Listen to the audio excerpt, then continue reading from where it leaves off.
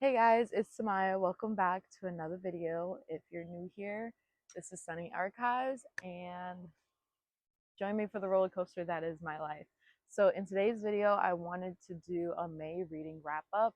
So in May, I read 4 books. One I read on my Kindle, one was a hard copy book, and then I listened to 2 audiobooks if I'm remembering correctly. So the first book that I read was My Dark Beast by Olivia Waldenstein. And this book, I only gave it 3 stars. It wasn't bad, but it's not something that I would rave about. It was something that was cool to click through. Like, I feel like when I was reading it, a lot of it was when I was at the gym. So, whether being on my treadmill or um, whatever, I feel like I mostly was reading that book when I was getting a workout in and just needed the time to go by a little bit faster. So yeah, like I said, only gave it 3 stars. It's pretty average. There's this girl, her mom is going through kind of like a major sickness, and her father has passed away like about a year or so before, I believe. Or honestly, it probably was longer than a year. I don't know. But father has passed away. Mom is going through a major sickness, and she's just taking all of this on by herself. She meets this kind of superhuman being, and then it kind of builds off of that. I'm not gonna lie, like it's easy to follow the plot story, but sometimes there can be aspects of it that's kind of like, I don't know. I feel like it really dragged on. That's personally how I feel. But like I said, it wasn't bad. Gave it 3 stars. Wouldn't read it again. Wouldn't really recommend it. But yeah, do that with you will. So the next book that I got into was I Got Abducted by Aliens and Now I'm Trapped in a Rom-Com by Kimberly Lemming. So if you don't remember, a couple of vlogs back, I spoke about how much I enjoyed the Mead Mishap series, which was by Kimberly Lemming. And I said that I really wanted to get into more of her works. And so I picked this up on a day that it was me and baby boy, and we went on a trip to Books a Million, and I saw this and I picked it up. It was something that was on my list to pick up. So yeah, this was a quick and easy read. I actually took this with me on our cruise back back at the end of April. We went on a cruise from April 26th to May 8th. If you haven't watched that cruise video, it is up already, so go ahead and check that out. I took this on the trip, but I didn't get into it. I think I got to like the first page. I'm not gonna lie, I felt a little insecure about reading this out there because you see people that are, and mind you, the cruise was mainly older people. Like majority of the population of people on that cruise was definitely like 55, 60 plus, which is okay because we still met some cool people. Like we still were vibing and having a great time. But we're on the adult area, like the adults only section with the pool and the jacuzzis and all that stuff, and the adult only bar. And well, bars are only adult only. Anyways, I felt insecure because here I am, and not so much that the cover is colorful, but it starts with the cover, right? Like you have this girl being cradled by an alien, you got a pink T-Rex and a lion on the front, and then the title is crazy. And then all I could think about is like, what if I get into this book and somebody's like, oh, what is that book about?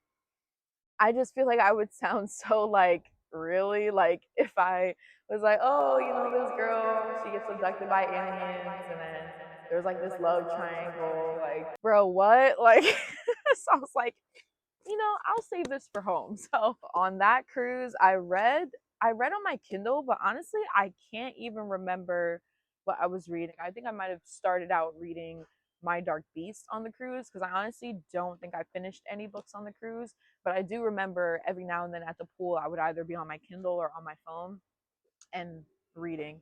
So yeah. But this book, I also gave this book 3 stars. It's just a little bit too spicy, raunchy for my taste. Like, I do enjoy some spice in books, but this is like really out there. You can already tell by the title. Like, it is out there.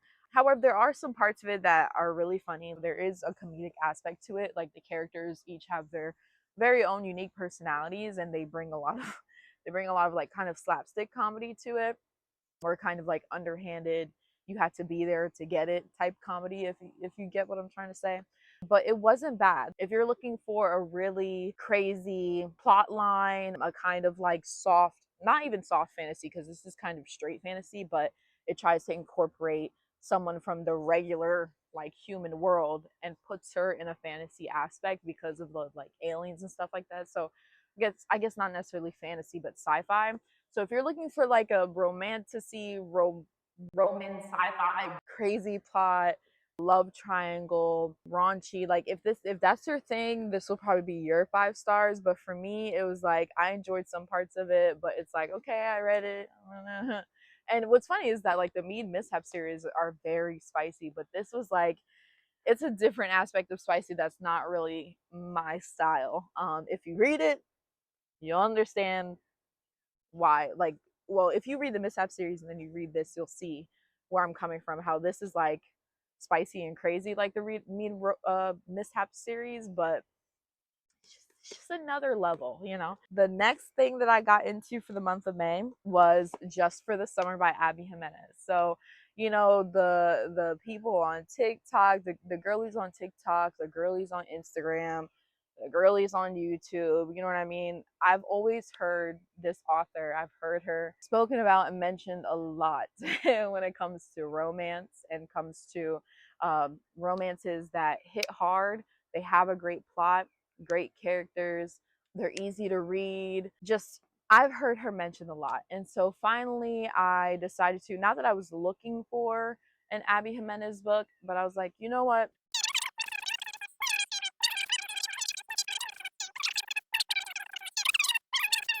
I want more reading in my life. And so trying to get more into audiobooks. Anyways, I'm scrolling through Libby trying to see what audiobooks are available now. Because if you don't know, with Libby, they treat it as if you're physically getting a book from the library. So if somebody is using a digital copy of that book, it will not be available to you. I don't understand why it's like that. I know there's other platforms that are not like that, that they have endless copies of that book to give to people, but Libby is not like that. Libby is basically a digital version of the library. If somebody has the book, you have to wait for it. So you place holds, all that good stuff. You only have it for a certain amount of time, things like that. I can't remember if that was on my Goodreads TBR. It probably could have been, because I'm the type of person that as soon as something sounds good to me, I'm gonna add it, so that when I'm in a bookstore and I don't know exactly what I want to get, I'm like, oh, let me just scroll through my Goodreads. It's just really easy to do that. I didn't know the full plot. I knew the plot was about like they thought they were cursed because every time they ended up with somebody, it didn't work out. And then the next person that they dated after they didn't work out found their soulmate. And so here they are, both the girl and the guy are leading everybody else to their soulmate, and they don't have their soulmate. And so they're like, oh, let's date each other and see if we can cancel it out. However, if you've read this book or if you're going to read this book, I did not expect all that came with that plot. Like, there's so much more to it. The rest of the book is so much more than that. Like, I feel like that main plot that describes the book, that gets people's attention, was a very small percentage of what the whole book was actually about. I gave that book a 4 stars. I really enjoyed it. It brought me to tears. It goes through a lot of stuff. It goes through a lot of stuff internally, like the main character, her going through her own things, and not just her, but both the female and male main character going through a lot, going through a lot.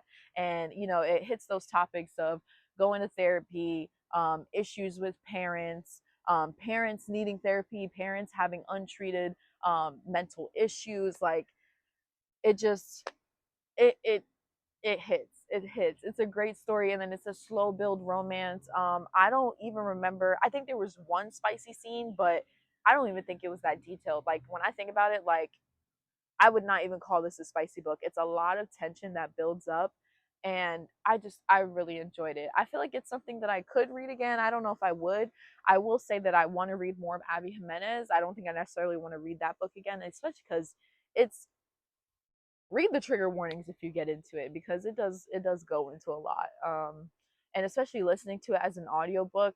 I don't know about other platforms, but with the people that record the books that are on Libby, a lot of them begin into it. Like, they change the inflection of their voice. Like, it's not monotone. Like, it's almost as if you're listening, like you're watching a movie, but you're just listening to it, if that makes any sense, or you're listening to a play. definitely would read more of Abby Jimenez, whether audiobooks or physical books. I definitely, because I know people rave about her material, so definitely want to get into more of her stuff. Lastly, for the month of May, I listened to The Sea of Unspoken Things by Adrienne Young. This was another 4 stars for me. I did not expect to enjoy this as much as I did. When I downloaded the book, I knew that it was stepping a little bit out of my comfort zone because, yes, in the past I've read mysteries and thrillers, but it's not necessarily something I go to. And then I have a very active imagination, so I'm not usually gonna want to listen to mysteries or thrillers, even though a lot of people will be like, "Oh, that's probably the best thing to listen to." To me, I'm a big baby. It's very easy for me to hear something or see something and then it becomes a nightmare. And so A Sea of Unspoken Things, it's not, I wouldn't consider it a thriller. There are some aspects of it that seem a thriller, but the main part of the story is more mystery, trying to figure out what happened. So the part of it that would be thriller happens before the main character like starts the main story, if that makes any sense. So it's, to me, I don't really feel like it's thriller because I feel like there's, I don't know, correct me if I'm wrong if you've read this book, but I feel like the parts of the book that seem kind of spooky, it's just more so her in her head. Like it's not actual things going on. Everything that's happened has been in the past. I don't know. I think I would look into more by Adrienne Young, not just by her, but I think I would look into more of like soft thriller, mostly mystery type stories. Um, yeah, but I did really enjoy that book. Like I said, I didn't expect to love it as much as I did. If you've never heard of it, it's basically this woman.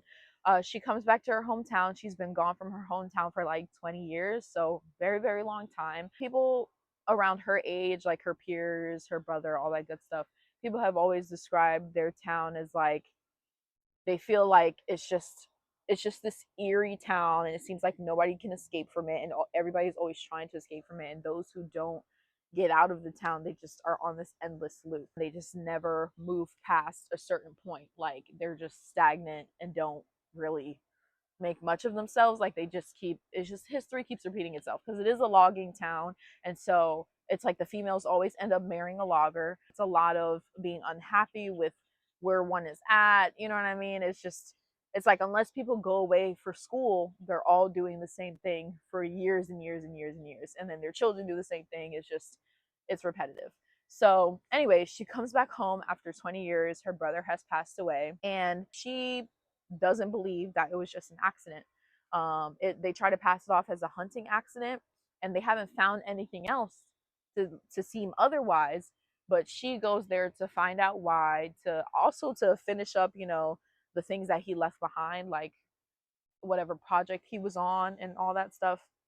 She's going there to make sure that all his affairs are in order and all that good stuff. But a major part of why she's there is that she's trying to figure out what actually happened to her brother. But yeah, it was a really interesting book.